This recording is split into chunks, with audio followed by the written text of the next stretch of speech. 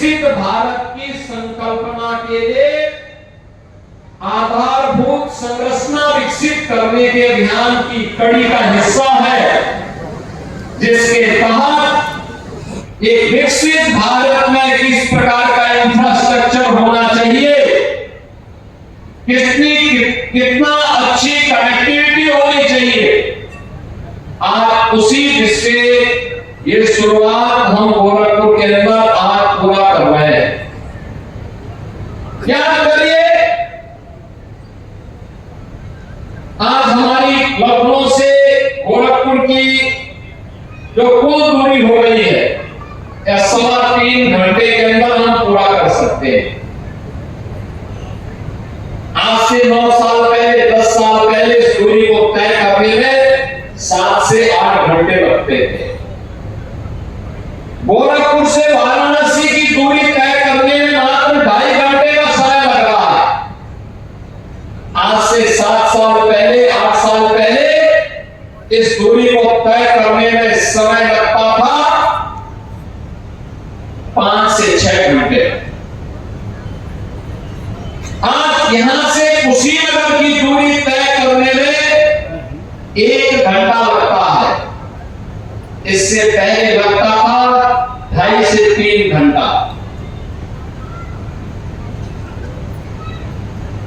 यानी ये आधुनिक इंफ्रास्ट्रक्चर, सड़क रोड की कनेक्टिविटी कितनी बेहतर हुई है, यह भी आपके सामने, और साथ साथ एयर कनेक्टिविटी भी। मुंबई जी को अपने यहां इंटरनेशनल एयरपोर्ट बना दिया कुशीनगर में।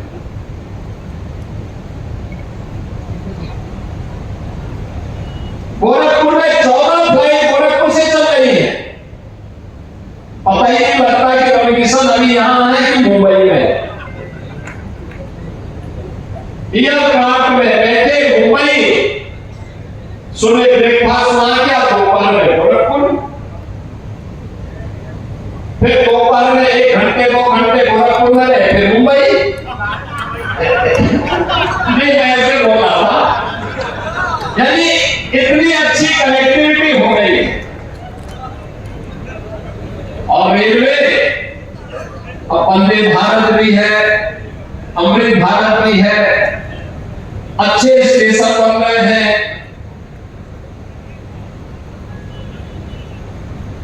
यानी कनेक्टिविटी अच्छी हुई है और सुविधाएं भी बढ़ी हैं। इंसेफ्लाइटिस से पहले मौतें होती थी, बीमारी यहां की नियत बन चुकी थी। मासूम बच्चे इसी सीजन में हजारों की संख्या में इंसेफ्लाइटिस की चपेट में आते थे। लखनऊ में बैठी भी सरकारों की काम में जून नहीं देखता था, रुई डाल करके सो जाते थे, उनको पता ही नहीं लगता था, किसी गरीब की पीड़ा उनको नजर नहीं आती थी। याद करिए, आज जो हमारा युवा है, 15 साल से 25 साल की उम्र का नौजवान, इसके जीवन के साथ इस समाजवादी पार्टी और कांग्रेस के लोगों ने जितना अत्याचार किया, जितना शोषण किया, उसको शब्दों में व्यक्त करना, वास्तव में इनकी सच्चाई को दिखाना, सबके सामने दिखाना होता है। यही प्रयास से 7 साल पहले तक हजारों की संख्या में बच्चे इंसेफ्लाइटिस की चपेट में आते थे।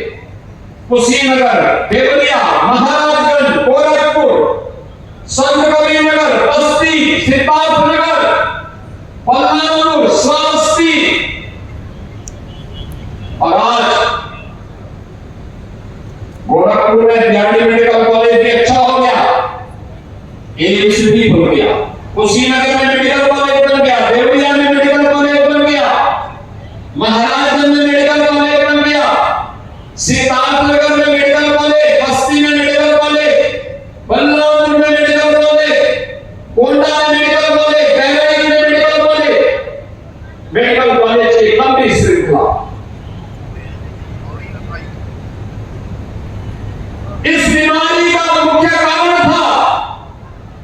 मच्छर, और मच्छर का मुख्य कारण था गंदगी।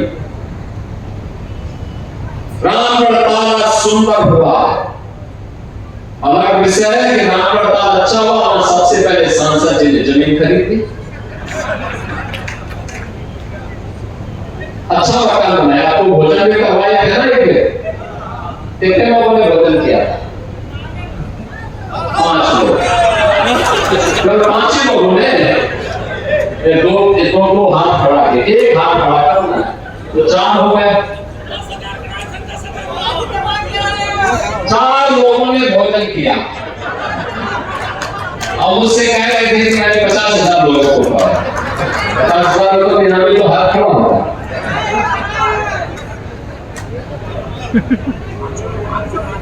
अब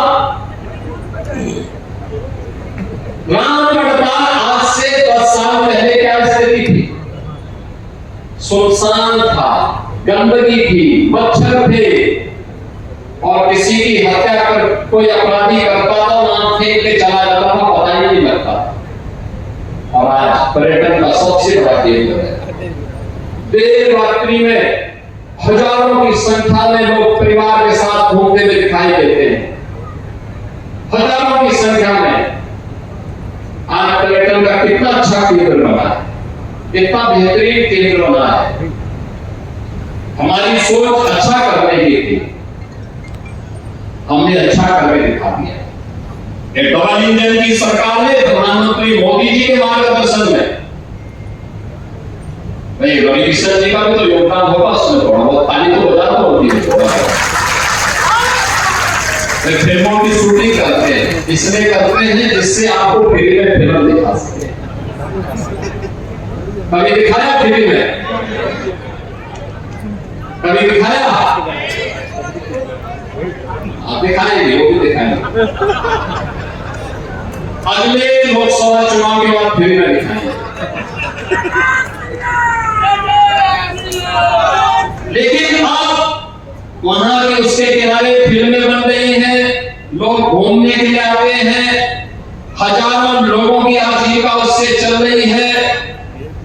और ताल पर्यटन का भी और आजीविका का भी एक माध्यम बना है, नौजवानों के एम्प्लॉयमेंट का माध्यम बना है। रामगढ़ताल आज गोरखपुर की उपलब्धि हो गई है। एम्स पूर्वी उत्तर प्रदेश के नौजवानों के, पूर्वी उत्तर प्रदेश के नागरिकों के उपचार का एक बेहतरीन केंद्र बन गया है। बीआरडी मेडिकल कॉलेज उपचार का एक बेहतरीन केंद्र बन गया है। हर जनपद में मेडिकल कॉलेज हो गए हैं। और 1990 से बंद फर्टिलाइजर कारखाना फिर से चालू हो गया। फर्टिलाइजर कारखाना यहां के अन्नदाता किसानों को समय पे खाद उपलब्ध करवाता है। समय पे बीज और खाद किसान को मिल जाए, उत्पादन अच्छा होता है, काफी वृद्धि होती है। और इस बार मानसून भी अच्छा आ गया है, तो खाद और बीज समेकित है तो अच्छा उत्पादन भी होगा, किसान खुशहाल होगा तो देश खुशहाल होगा। यानी अच्छी सरकारें आती हैं तो अच्छा कार्य होता है, विकास भी होता है और विरासत का भी संरक्षण होता है। यहां पे मुक्तेश्वर नाथ मंदिर के पुनरुद्धार का काम भी हो गया। झारखंडी महादेव के मंदिर के पुनरुद्धार के कार्य के लिए भी हम लोगों ने प्रस्ताव मांगा है। ऐसे ढेर सारे कार्यों का यहां पे तो केवल 430 करोड़ का फ्लाईओवर बना है। दुबई जिले को कुशीनगर में एक ही फुट के लिए 1000 करोड़ रुपया मिल गया। नारायणी नदी पे 1000 करोड़ रुपया। जब सांसद सक्रिय होता है तो विकास के कार्य के लिए ऐसे पैसा लेके चला जाता है, जनता को तब राहत मिलती है, विकास कार्य तब आगे बढ़ता है। और आज वही विकास, आप सोचो आज से 10 साल पहले गीता में कोई निवेश करने नहीं आता था, कोई फैक्ट्री नहीं लगता क्योंकि भय था गुंडों का, माफियाओं का, और गोरखपुर तो माफिया और मच्छर के लिए बदनाम जगह हो गई। लोग ये बोलते थे, जब गोरखपुर का नाम आज से 10 साल पहले कोई लेता था तो क्या बोलता था? 2 कारणों से नहीं आता था, माफिया के भय से या मच्छर के भय से। मच्छर से मलेरिया भी था, डेंगू भी था, इंसेफ्लाइटिस भी थी, ढेर सारी मच्छर जनित बीमारियां थी। और माफिया था तो कोई प्रॉपर्टी भी नहीं खरीदता था। मैं दावे के साथ कह सकता हूं कि तब रवि किशन भी यहां मकान नहीं बनाते, जमीन नहीं खरीदते। आज तो देखो, हर व्यक्ति की पहली चॉइस होती है गोरखपुर में जमीन खरीदना और मकान बनाना। भारत माता की जय। अच्छा कार्य होता है तो सब अच्छा ही अच्छा होता है। और अब लोगों ने निवेश करना भी प्रारंभ कर दिया। सुरक्षा का माहौल मिला तो निवेश भी हुआ। कितना अच्छा निवेश हुआ। 50,000 नौजवानों को अकेले गीडा में जो उद्योग लगे इनमें नौकरी मिली, रोजगार मिला है। बंद कारखाने फिर से प्रारंभ हुए हैं। 2007 से लेकर 2017 तक 10 वर्ष में समाजवादी पार्टी, बहुजन समाज पार्टी और कांग्रेस के गठबंधन ने प्रदेश की 29 चीनी मिलों को बंद किया था। और हम लोगों ने, यानी उन्होंने 29 चीनी मिलों को उन्होंने बंद भी किया, 21 में से 21 को बेच भी दिया। उन्होंने बोले नाम पे पटोला की चीनी मिल मात्र 2 करोड़ में बेच दी गई, जबकि उसकी केवल जमीन स्क्रैप का ही केवल देखते इससे कई गुना पैसा मिलता। और जमीन की कीमत वहां पे लगभग 200 करोड़ थी। औने नाम पर चीनी मिलों को बेच दिया गया। नौजवानों को बेरोजगार करने का पाप किया। पहले नौकरी निकलती थी तो युवाओं के साथ समाजवादी पार्टी के लोग छल करते थे, भेदभाव करते थे। सेवाई सिंडिकेट का कब्जा होता था नौकरी पे। नौकरी में नौजवान को नहीं आने देते थे। आज तो मैं कह सकता हूं नौकरी आती है, बिना भेदभाव के चयन होता है। और अब गोरखपुर का नौजवान भी यूपी पुलिस की भर्ती होती हो या शिक्षकों की भर्ती होती हो या यूपी पब्लिक सर्विस कमीशन में उप जिलाधिकारी या डिप्टी एसपी के पद के लिए भी उनका चयन होता है। और लखनऊ में जब मैं उसे पूछता हूं कहां से, कहता मैं गोरखपुर से हूं, जोर से बोलता मैं गोरखपुर से हूं, तो मुझे अच्छा लगता है। गोरखपुर का नौजवान का सिलेक्शन बिना किसी सिफारिश के उसकी योग्यता के हिसाब हो जाता है। भैया, ये भेदभाव नौजवानों के साथ किसी ने किया, कांग्रेस और समाजवादी पार्टी ने किया। उनकी नौकरियों में डकैती डाली गई, उनके अधिकारों को कम करने का काम किया गया, उसे हर प्रकार से ठगने का काम किया गया। याद करिए, जब नौजवान के सामने पहचान का संकट होगा तो पहचान का संकट बहुआयामी संकट को पैदा करेगा। उसकी पढ़ाई लिखाई पर, उसकी नौकरी रोजगार पर, उसके व्यवसाय पर, उसकी प्रगति पर, उसकी समृद्धि पर, उसके आने वाले भविष्य पर ढेर सारे प्रश्न खड़ा करेगा। और ढेर सारे प्रश्न का समाधान किसी ने निकाला है तो प्रधानमंत्री मोदी जी के नेतृत्व में डबल इंजन की सरकार ने निकाला है। डबल इंजन की सरकार ने बिना भेदभाव के आज नौजवानों को नौकरी मिल रही है। हमने अकेले यूपी के अंदर 9 वर्ष में हमने 9 लाख नौजवानों को नौकरी दी। हमने यहाँ के परंपरागत उद्यम को जो बंद हो चुका था, वन डिस्ट्रिक्ट वन प्रोडक्ट के माध्यम से उसे पुनर्जीवित किया। 3.25 करोड़ नौजवान और कारीगर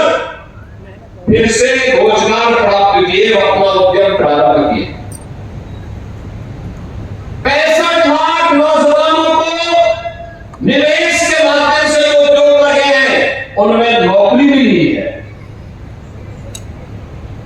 इस 17 के पहले उत्तर प्रदेश में संभव नहीं था, क्योंकि 17 के पहले तो दंगे होते थे, अराजकता चरम पर थी। 17 के पहले इसकी कोई कल्पना भी नहीं कर सकता था। आप याद करिए ना, तब होली के अवसर पे दंगा, विजयादशमी और दुर्गा पूजा के समय दंगा, रामनवमी के समय दंगा, जन्माष्टमी के आयोजन को नहीं होने देते थे, कावड़ यात्रा नहीं निकलने देते थे।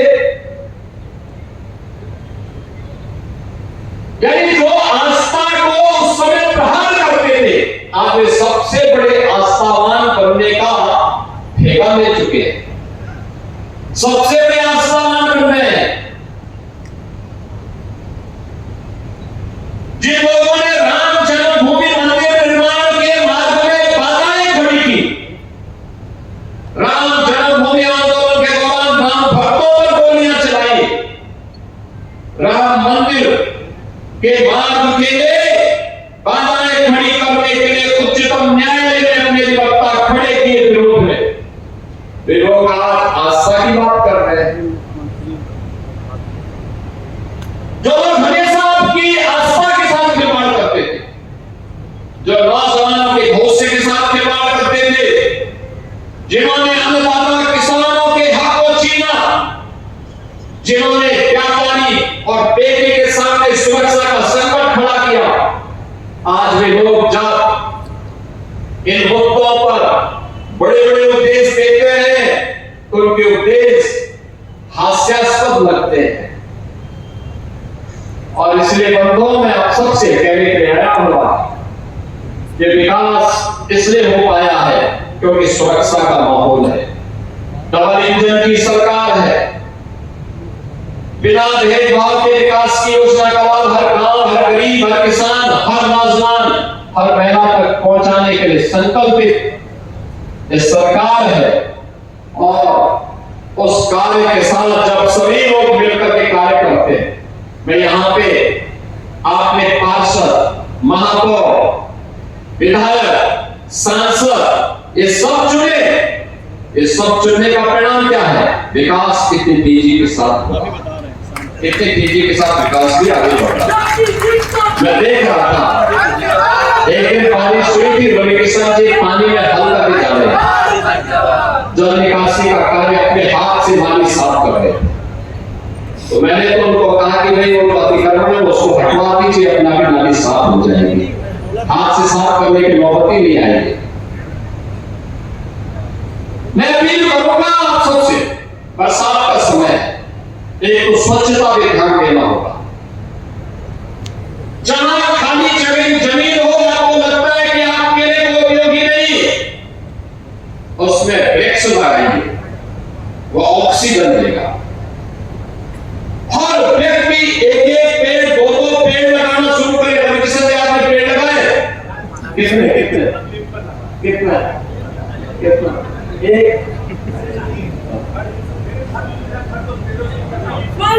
लगाए नहीं, कह रहे मेरा घर पहले से घिरा हुआ है पेड़ से। पेड़ लगाएंगे, आपसे मैं कहूंगा एक पेड़ हर व्यक्ति लगाएगा, एक पेड़ मां के नाम। और आप लोगों ने 12 जुलाई के अभियान के साथ जुड़ के इसके अभियान का हिस्सा बने थे। एक पेड़ मां के नाम, एक पेड़ मां के नाम हर खाली जमीन पे लगाना। लेकिन सिंगल यूज प्लास्टिक से अपने को दूर रखना। प्लास्टिक के कप, गिलास, पॉलिथीन या फिर थर्माकोल, इसका उपयोग नहीं करना।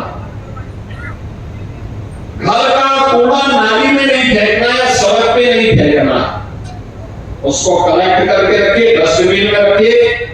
कूड़ा कलेक्शन करने वाली गाड़ी आएगी तो उसमें डालना है, या फिर उसको किसी न किसी रूप में जब जो डस्टबिन हो उस डस्टबिन में ही डालें।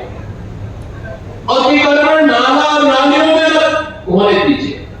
अगर कोई व्यक्ति नाली के ऊपर, नाली के बीच में स्लैब डाल करके कब्जा कर लेगा तो स्वाभाविक रूप से जल निकासी बंद हो जाएगी। तो ओवरफ्लो होकर के नाला फिर से अगल बगल के क्षेत्रों में पानी फैलाएगा, फिर वही मच्छर पैदा करेगा, मच्छर से ही मलेरिया, डेंगू, इंसेफ्लाइटिस हो गए, ये सब बीमारियां आएंगी। क्या फायदा?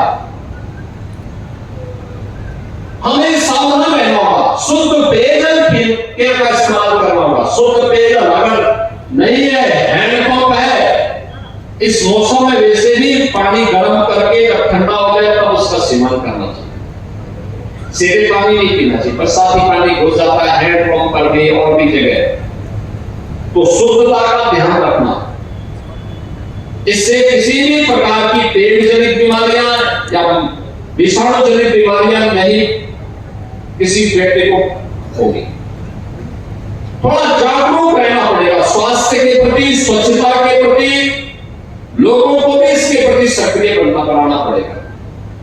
अगर हम सब इस दिशा में कार्य करेंगे तो मुझे लगता है कि बरसात के समय में हमारी सक्रियता, हमारी जागरूकता बहुत सारे कार्यक्रमों को आगे बढ़ाएगी और उस अभियान का हिस्सा बनने के लिए खाली जगह में जहां भी वृक्षारोपण के कार्यक्रम हो सकते हैं, एक बार कभी यहाँ के सांसद जी, विधायक जी, महापौर जी, पार्षद और इन सब के साथ मिलकर के आपको भी अपना योगदान देना चाहिए। जो पेड़ लगाएंगे उसकी सुरक्षा भी करनी है, ट्री गार्ड लगा लो, किसी को उखाड़ नहीं लाते हैं क्योंकि कुछ लोग उखाड़ने में विश्वास करते हैं,